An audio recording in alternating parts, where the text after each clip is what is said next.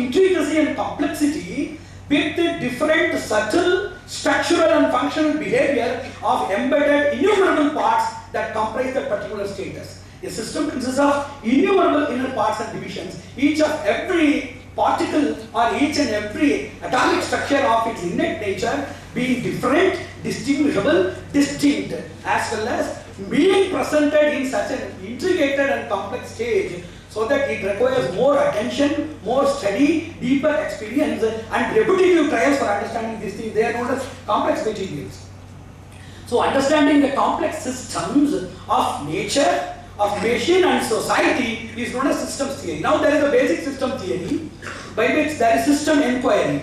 How to get into system inquiry as per the ancient as well as the modern system. They are having no difference at all. There is no cleavage between modern and ancient systems in understanding this principle. For example, there is the very famous theory of von Bertalanffy. This Bertalanffy theory that deals with first philosophy, understanding philosophy, then science, then technology. To understand about any concept, that's what we used to say, for everything there is perception. For assuring your perception, there is your inference. For assuring your perception and inference, there is your experience.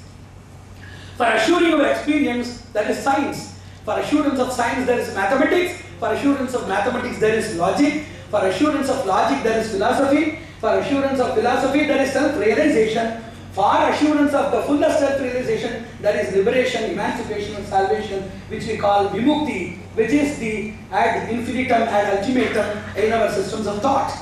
So this is the hierarchy of understandings. So they call from philosophy, first philosophical understanding of principles, concepts and functions, which will lead you to science, and science leads you to engineer tools and devices and apply it in form of technology. Second thing, there is a B.M. Benati system of thought, where they start with philosophy, then it deals with concepts and principles in the form of theory, then it deals with methodology, then deals with application. Philosophy means somebody should not think that closing your eyes or going to forest or leaving all of your relations or totally renouncing your wealth. These things are one dimensions of philosophy. The same philosophy which makes you to lose your wealth, it also gives way for an effective wealth, productive wealth, harmless wealth in the society. The same thing which detaches you from the society gives you reasonable, multi-embraceable attachment with the members of society, resulting in peace and harmony. The same thing which asks you to close your eyes, that also opens your inner eye. The same thing which drives you to the forest, that will make you to see that the society will not become a forest, and even forest is totally taken care so that it is not being afforested. So this type of potential and dynamic dimensions of applied philosophy are theodynamics. That clearly that gives us the idea how to deal with the real effect of science. So he called philosophy as first axiology, then epistemology, ontology with teleology, eschatology and other sub-sciences. The second thing is it deals with the concepts and principles in the form of theories. Third thing is to design and model the tools of methods. Fourth is application that deals with usage and interaction. This was the ancient system which has continued even now. Then coming to cybernetics, cybernetics it deals with two major forces. The forces are intra-relative and inter-relative. Intra-relative force within your system is known as force of control. Inter-relative force within the society is known as communication. So the science that deals with the intra-relative and inter-relative forces which are known as control and communication, that is known as cybernetics, and that deals with all the complex systems, and also the study of four things. One is gati or process, how this control and communication that happens. And second thing is reaction or phala or impact, what impact it creates in the society. Then third thing is vipratipatti, that is change, how it can be changed. That is the fourth thing known as modification, which is niyantrana. So it deals how the process of control and transformation happens in the society, what is the reaction of this control as well as the communication transformation, what are the changes that occur, what are the proportionate possibilities of modification in these various things, what are the changes that occur naturally, how we can bring changes for effective ruling. These things are the four pillars of cybernetics. Now we are in the fourth pillar. We have understood how it behaves, how it reacts, and what are the natural changes. Now The intrusion possibility of human knowledge in the form of science and technology can we augment, can we make it more productive, can we mitigate, can we suppress, can we oppress, can we boost, can we instigate, can we nullify all of these various intrusion possibilities into the cybernetic forces for the welfare of the society, mankind, in increasing the progeny, increasing the longevity, in increasing the health and hygiene, in increasing everything except happiness and harmony. Everything is taken care in modern cybernetics. So it is something to do with man-machine instincts. So it has nothing to do with the ethical base. That is the problem. Now there is also ethical cybernetics which we have to bring now.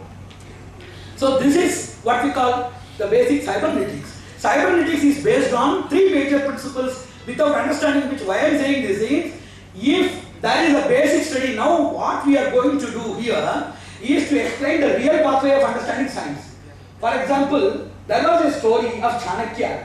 When Chanakya attacked the direct center of a kingdom, he could not attack and he could not gain his triumph, so he was badly defeated. He was consuming round dosa at one village. It is just a story. Immediately he was there to take the center portion of the dosa to eat. It was so hot. Then that old lady, she advised that you have to take care of the surroundings. Gradually when you are consuming, the thing will be cooler, then you can approach the center. With that very small edible ethics, he has understood how to attack, he has understood the defense mechanism, and he attacked like that. Now, we are not understanding science because we are not understanding systemic cybernetics and informatics. Now we have taken a reverse way of apprehension or reverse way of comprehension. After knowing everything, gradually we have come to this triad. If you would have taken the lead by this triad, certainly you would have arrived at more harmless, more effective, more fruitful and more deeper dimensions. Now also, keeping this as an axis, nucleus, hub and pivotal standard and the style of understanding must be given to these three major principles, based on which if you read anything, biology, geology, ontology, then information technology, computer sciences, biomedical engineering, astronomy, astrophysics, terrestrial physics, geology, geostatistics, hydrostatistics, thermodynamics, innumerable whatever it may be. If you understand from these three principles, you can have a deeper knowledge and we have to throw more lights through such conferences. So, first is system dynamics. These things are the three major eyes of the cybernetics. First is system dynamics. Second thing is engineering psychology. And third thing is metasystem, study of metasystems. The first thing, system dynamics, that deals with the dynamic operations of the system on the basis of which there is the chaos theory, etc. Chaos theory that deals with the deterministic behavior of a particle or a system, wherein by there is a dynamic resistance towards its initial conditions, where there is a possible deviation of its deterministic nature resulting in probabilistic nature or random motion. This is known as chaos theory. This is the base of whole universal functions. So on the basis of this theory only, this dynamism is being read by most of the people and analyzed also. So second thing is engineering psychology. Like as J.V. Forrester, he was a very great analyst who interpreted the system dynamics and chaos theory as per the Vedic Sankhya philosophy. And the other thing is, now we are going to deal with engineering psychology, like Humberto Maturana.